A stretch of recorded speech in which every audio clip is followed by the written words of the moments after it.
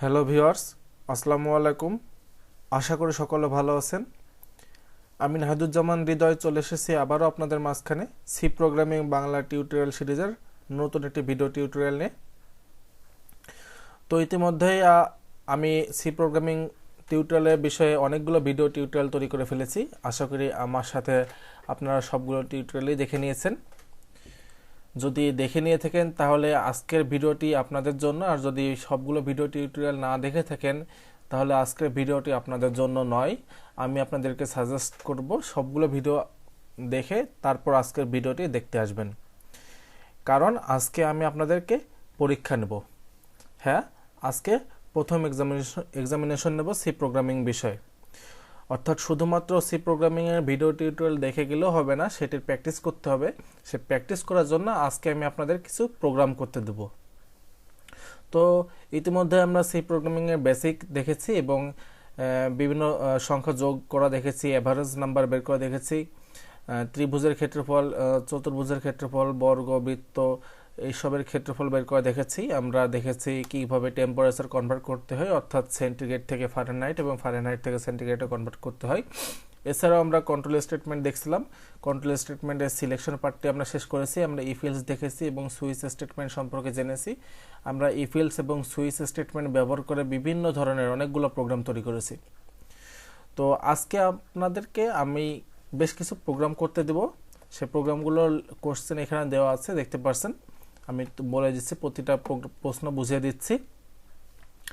তো প্রথম প্রশ্নটি দেওয়া আছে, দেখতে পাচ্ছেন, take input of your name, age and address, then print them respectively. অর্থাৎ প্রথম প্রশ্নে বলা আছে আপনি কিবোর্ড থেকে আপনার নাম ইনপুট দেবেন, বয়সটা ইনপুট দেবেন এবং আপনার অ্যাড্রেসটা ইনপুট দেবেন, এবং দেওয়ার পরবর্তীতে সেই নাম, এজ এবং অ্যাড্রেস তিনটিকে একসাথে প্রিন্ট করে দিবেন। ওকে, আশা করি বুঝতে পেরেছেন প্রথম প্রশ্নটা। দ্বিতীয় প্রশ্ন দেখতে পাচ্ছেন, লেখা আছে write a program to find maximum between two numbers. অর্থাৎ কিবোর্ড থেকে আপনি দুটি নাম্বার ইনপুট দিবেন এবং সেই দুটি নাম্বারের ভিতর থেকে বড় সংখ্যাটি বের করা হলো এই প্রোগ্রামের উদ্দেশ্য। অর্থাৎ সেই দুটি নাম্বার থেকে বড় সংখ্যাটি বের করে প্রিন্ট করবেন। 3 নম্বর প্রবলেমটি দেখতে পাচ্ছেন, write a program to find maximum between 3 numbers. এটি দ্বিতীয় নাম্বার প্রবলেমের মতোই, কিন্তু এখানে 3টি নাম্বারের ভিতর থেকে বড় নাম্বারটি বের করতে হবে। অর্থাৎ কিবোর্ড থেকে আপনি 3টি নাম্বার ইনপুট দেবেন এবং সেই 3টি নাম্বারের ভিতর থেকে বড় সংখ্যাটি বের করে প্রিন্ট করবেন।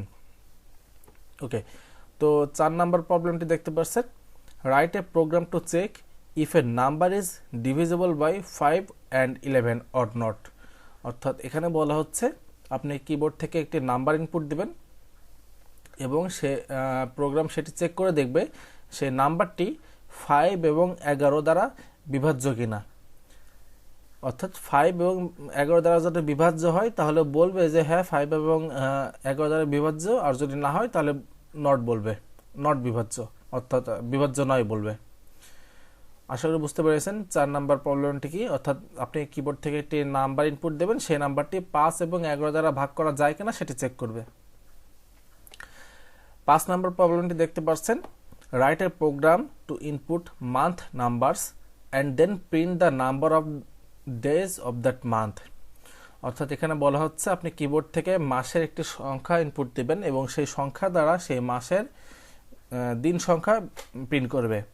অর্থাৎ এটি আমি এক্সাম্পল দিতে পারি যে আপনি যদি 1 ইনপুট দেন তাহলে জানুয়ারি মাসে 31 দিনে হয়, সে আউটপুট দেখাবে জানুয়ারি এবং 31 দিন।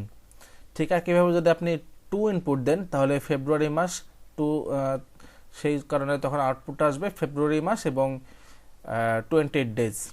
ঠিক একইভাবে যদি আপনি ডিসেম্বর ইনপুট দেন, ঠিক সেই ক্ষেত্রেও ডিসেম্বরের যতগুলো দিন ততগুলো দেখাবে যদি আপনি 12 ইনপুট দেন। যদি আপনি 9 ইনপুট দেন তাহলে সেপ্টেম্বর মাসে ততগুলো দিন আপনাকে প্রিন্ট করে দেখাবে। এই প্রোগ্রামটার উদ্দেশ্য হল সেটি। অর্থাৎ আপনি একটি মাসের নাম্বার ইনপুট দেবেন এবং সেই মাসের দিন সংখ্যা প্রিন্ট করে দেখাবে। এবং 6ষ্ঠ নাম্বার প্রবলেমটি দেখতে পাচ্ছেন, take all angles of triangle and then check if the triangle is valid or not.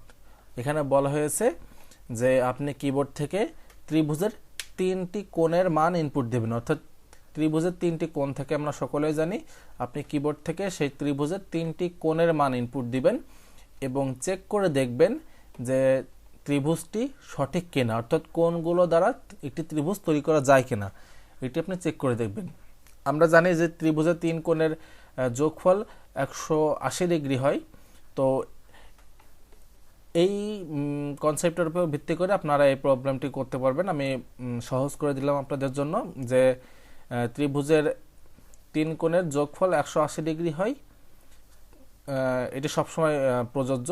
তো আপনি এখানে দেখবেন তিনটি কোণ ইনপুট নেবেন এবং চেক করে দেখবেন সেই তিনটি কোণ দ্বারা একটি ত্রিভুজ তৈরি করা যায় কি না। তো আশা করি প্রতিটা প্রশ্নই বুঝতে পেরেছেন, প্রতিটা প্রশ্নের উদ্দেশ্যই বুঝতে পেরেছেন। এখন আপনাদের বাসার কাজ হচ্ছে প্রতিটা প্রশ্নই সলভ করা। তো চেষ্টা করবেন নিজে নিজে সলভ করার জন্য। যদি প্রবলেমে পড়েন তাহলে একটু মাথা ঘাটানোর চেষ্টা করবেন। যদি একটি প্রবলেম নিয়ে আপনারা চেষ্টা করেন তাহলে আপনাদের প্রবলেম সলভিংয়ের ক্ষমতাটা অনেক বাড়বে। তো আজকে এই প্রশ্নগুলোর উদ্দেশ্য হলো আপনাদের প্রবলেম সলভিংয়ের ক্ষমতা বাড়ানো, কারণ পরবর্তীতে আমি একটি ওয়েবসাইটের সাথে আপনাদেরকে পরিচয় করিয়ে দেবো যেখানে আপনারা প্রবলেম সলভিং করতে পারবেন। সেই ওয়েবসাইটের সাথে পরিচয় করানোর আগে আমি আপনাদের কিছু প্রবলেম দিয়ে দিচ্ছি যাতে আপনারা এই প্রবলেমগুলো সলভ করে আপনাদের প্রোগ্রামিংয়ের দক্ষতা বাড়াতে পারেন। তো প্রবলেমগুলো সলভ করার পর সেগুলো আমাকে সাবমিট করবেন কিভাবে? খুবই সহজ। প্রতিটা প্রবলেমের জন্য আলাদা আলাদা কমেন্ট আমার এই ভিডিওর নিচে করে দেবেন। অর্থাৎ প্রথম প্রবলেমের যে উত্তরটি হবে সে উত্তর সম্পূর্ণটা কপি করে পেস্ট করে দেবেন কমেন্ট বক্সে। ঠিক একইভাবে দ্বিতীয় প্রবলেমের যে উত্তর সেটি কপি করে কমেন্ট বক্সে পেস্ট করে দেবেন। এভাবে 6টি প্রবলেমেরই উত্তর 6 বারে কমেন্ট বক্সে পেস্ট করে দেবেন, তাহলে আমি সেখান থেকে দেখে নিতে পারবো। আর যদি কোনো প্রবলেম হয় অবশ্যই কমেন্ট করবেন। তো সকলকে ধন্যবাদ জানাচ্ছি ভিডিওটি সম্পূর্ণ দেখার জন্য আমার সাথে, এবং আমার ভিডিওতে অবশ্যই লাইক কমেন্ট শেয়ার করবেন এবং আমার চ্যানেলটিতে অবশ্যই সাবস্ক্রাইব করবেন এবং বেল আইকনটিতে ক্লিক করে দেবেন। পরবর্তীতে আমি আরও অনেক ভিডিও নিয়ে আসছি আপনাদের জন্য। তো সে ভিডিওগুলো দেখার আমন্ত্রণ জানিয়ে আজকের মতো আপনাদের কাছ থেকে বিদায় নিচ্ছি। সকলে ভালো থাকবেন, সুস্থ থাকবেন। আল্লাহ হাফেজ।